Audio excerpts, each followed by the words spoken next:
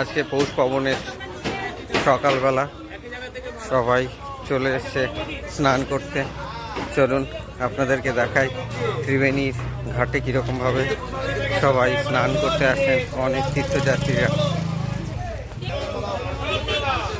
জায়গা খুব over crowded, তার জন্যে একটুখানি দেখতে অসুবিধা হবে,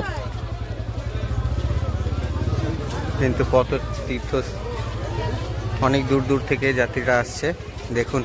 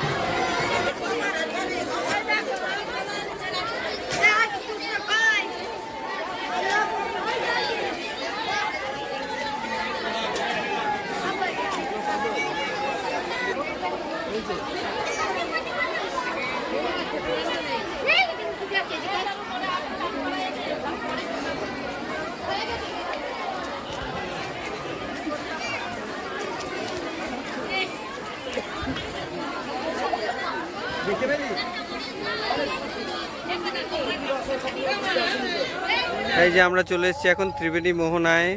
আজকে চারিদিকে একটুখানি ভক্ত লোকের সমাগম হয়েছে।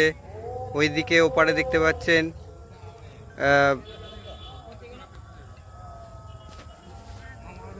এই যে এটা খুব আজকে খুব কুয়াশা ভরা দিন, আজকে খুব শীতলতম দিনও একদিন আজকে। আর এটা হচ্ছে ত্রিবেণী সঙ্গম। এখান থেকে সরস্বতী নদীটা বেরিয়ে যাচ্ছে আর সরস্বতী নদীটি চলে যাচ্ছে উলুবেড়িয়ার পথে।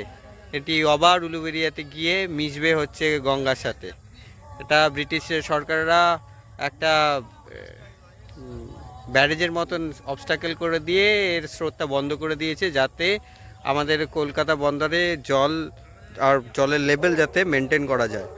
তারপর থেকে এটা আস্তে আস্তে শুকাতে শুকাতে অনেকই ন্যারো হয়ে গেছে। চলুন আমাদের ব্লগ এখানেই আপাতত শেষ করছি, পরে আবার দেখানো যাবে। ভাগ্যে ছিল গঙ্গার স্নান, ঠিক আছে কবি হচ্ছে ও আজকে ভাগ্যে ছিল গঙ্গা স্নান, অর্ধেক স্নান হয়েছে, কিন্তু ভাবতে পারিনি যে এরকম ভাবে হবে।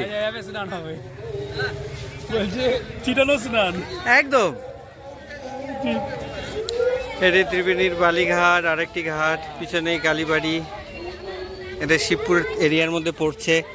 সবাই এখানেও স্নান করতে আসে। এখানে আমাদের মেন প্রাইমারি বিসর্জনগুলো হয়। আমরা ওই সাইডে ছিলাম, ওই পাড়ে ছিলাম, এখন চলে এসেছি এখানে।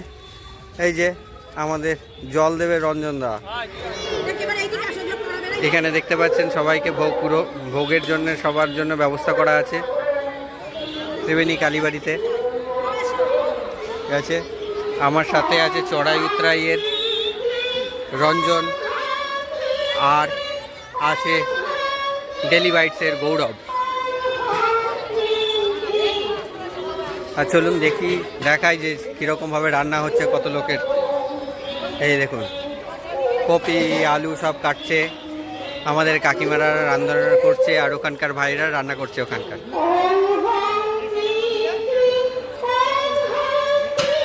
গঙ্গার ধারে একেবারে খুব সুন্দর মনোরম দৃশ্য, আর তার মধ্যে সবাইকে ভক্তদেরকে পরিষেবা দেওয়া হচ্ছে মন্দির কর্তৃপক্ষ থেকে। অসাধারণ, আজকের দিনটা এরকমভাবেই কাটছে, খুবই ভালো লাগছে। এই এখন আছি হচ্ছে এই নেতাদোপানি ঘাটে, আর পেয়ে গেলাম কাকারা অশোকনগর থেকে। আপনারা কখন বেরিয়েছেন দাদা অশোকনগর থেকে? সকাল 6টায় ওনারা বেরিয়েছেন। বেসিক্যালি কি মকর সংক্রান্তির উদ্দেশ্যে গঙ্গাতে আসা, তো মকর সংক্রান্তির উদ্দেশ্যে গঙ্গাতে আসা, আর এই গঙ্গাতে যেহেতু আসা হয়ে গেছে, এখানে যেহেতু নেতাদোপানির ঘাট, তো ওনারা পুজো দিয়ে গেলেন মা মনসাকে। তো কাকা পারপাসটা কি পুজো দেওয়ার, এখানে আসার? অ্যাকচুয়ালি এখানে মকর সংক্রান্তি হিসাবে এসেছিলাম স্নান করতে। স্নান করে আসার রঞ্জন ব্লগ করছে। সব ঘুরে দেখতে দেখতে একজন বললেন যে এই মন্দিরটা নাকি মন্দির, এখানে বেহুলার পিণ্ড করা রয়েছে। এখান থেকে বেহুলার পিণ্ড নিয়ে বাঁচানোর জন্য যে ভেলা এসেছিল ভেলা এসেছিল, সেখানে, হ্যাঁ, সেখানে এখানে আমরা মনসা মঙ্গল কাব্যে পড়েছিলাম বেহুলার কথা। আমাদের 11-12 পাঠ্যপুস্তকে আছে এই গল্পটা বাংলার। বাংলায় মনসা মঙ্গল কাব্যে আছে।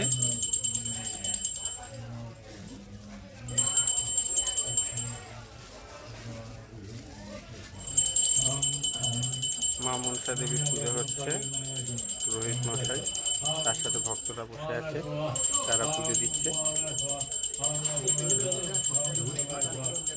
এটা হচ্ছে নেতা দোকানির ঘাট।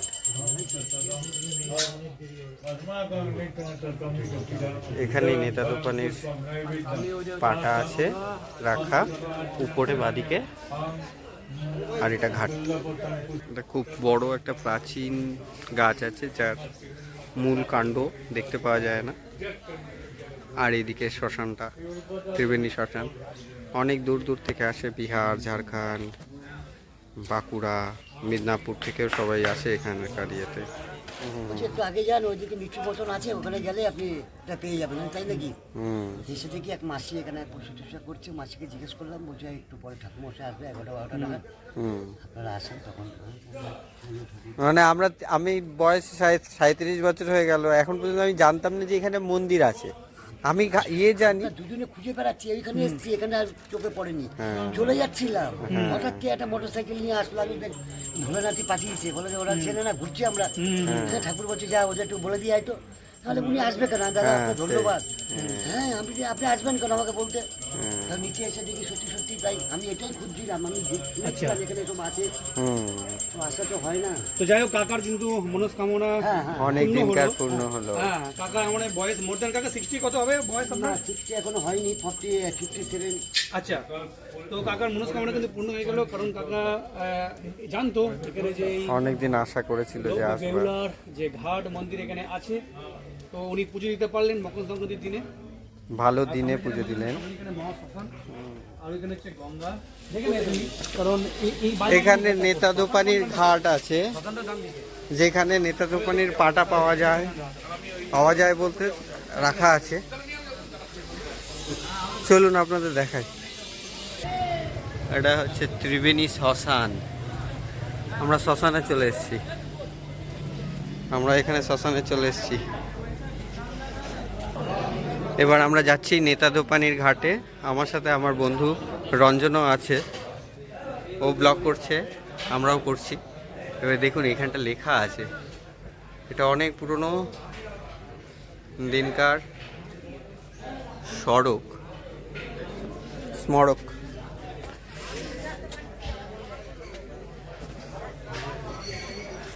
মানে এটা ত্রিবেণীর ভিতরে আছে, কিন্তু আমি এতদিন ধরে আছি কিন্তু কোনোদিনও আমি আসিনি, আপনাদেরকে দেখাবার জন্যই নিয়ে আসলাম।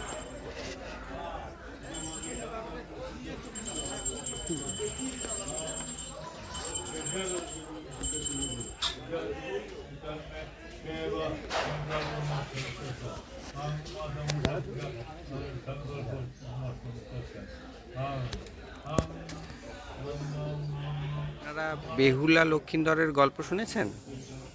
এইটি সেই জায়গায় যেখানে ত্রিবেণীর বেহুলা লক্ষিন্দরের গল্প হয়েছিল, মনসা মঙ্গল কাব্য লেখা হয়েছিল। আমরা চলে এসেছি এখন নেতা দোকানির পাঠাটার জায়গাটা দেখাবার জন্যে। দেখুন এখানে পাঠাটা রাখা আছে নেতা দোকানির, ডান দিকে পাঠাটা। হ্যাঁ, তুলছি। তো এখান থেকে পুরো পাটাটা দেখতে পাওয়া যাচ্ছে।